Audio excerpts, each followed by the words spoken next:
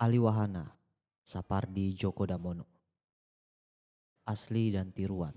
Contoh kasus, penerjemahan sastra.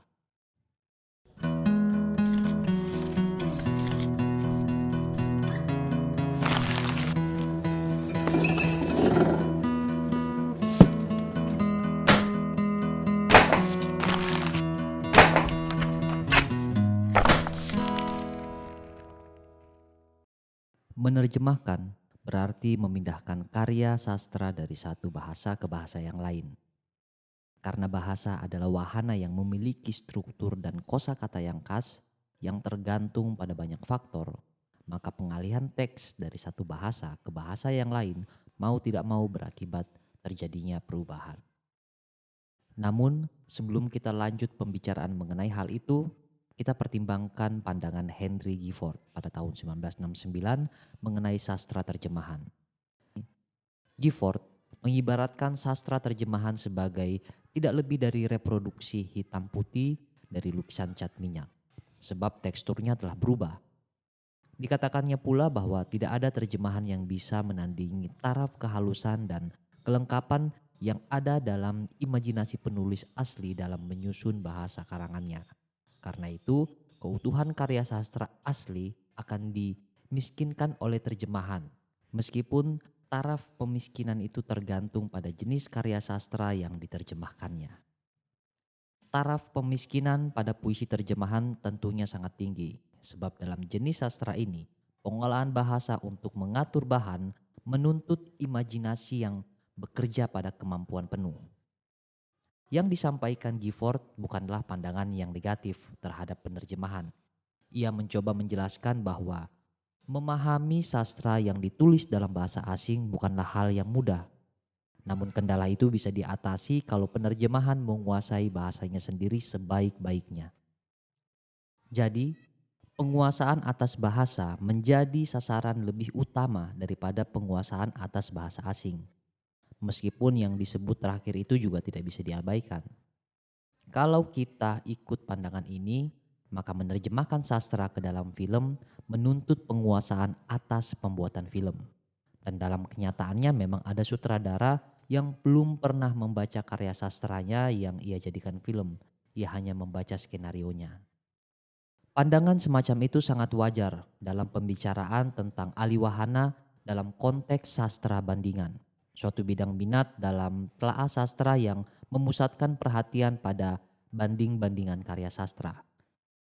Dalam bidang minat ini, tentu saja karya terjemahan tidak mempunyai kedudukan yang kokoh.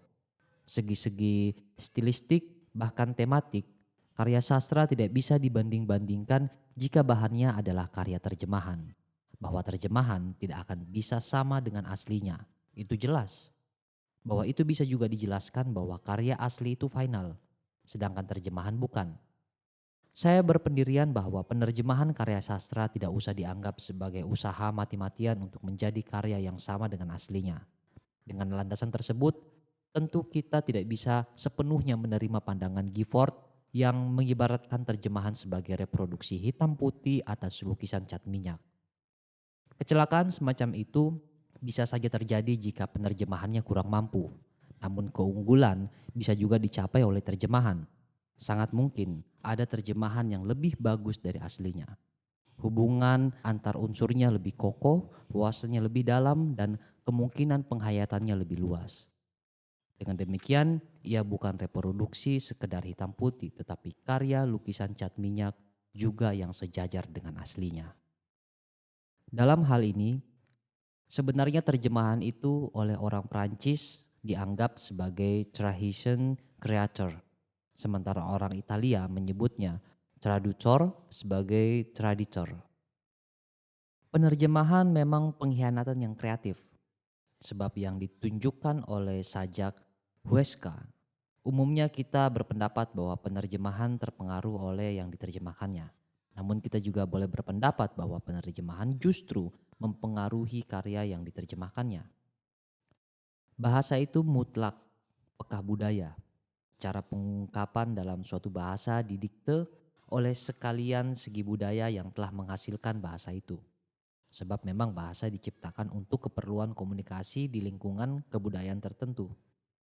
Jadi, penerjemahan sebenarnya merupakan usaha untuk mengubah cara pengungkapan dalam suatu kebudayaan menjadi cara ungkapan yang ada dalam kebudayaan lain.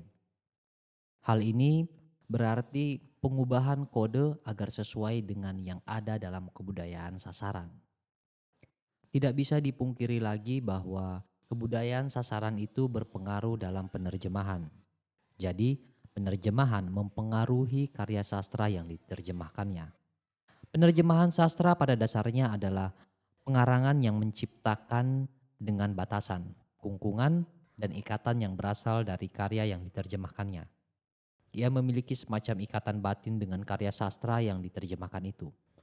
Ia merasakan keperluan yang mendesak untuk menciptakan kembali penghayatannya atas karya sastra yang diterjemahkannya itu.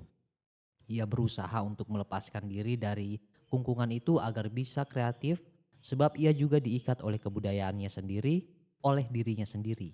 Akibatnya, ia harus berkhianat agar bisa kreatif. Terjemahan sebenarnya merupakan tafsir bangsa tertentu di suatu zaman tertentu terhadap karya sastra milik bangsa lain di zaman tertentu pula.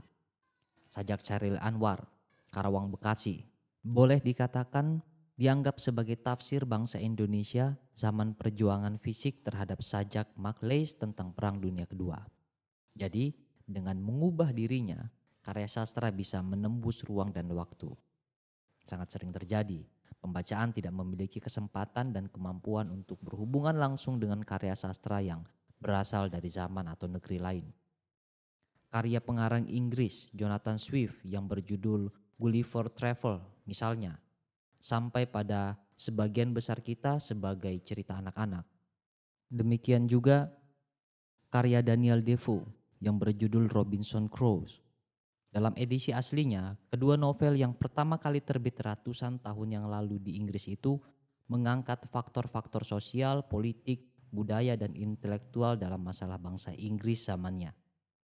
Sebagian besar pembacaan zaman ini tidak terkecuali oleh Inggris sama sekali tidak mempunyai pengetahuan yang memungkinkannya memberikan tafsir yang memadai terhadap versi aslinya. Padahal kedua karya sastra itu dianggap sebagai penemuan besar dalam perkembangan kebudayaan Inggris. Jadi perlu diwariskan. Mereka mewariskannya dalam bentuk cerita anak-anak dan kita kemudian menerjemahkan warisan itu.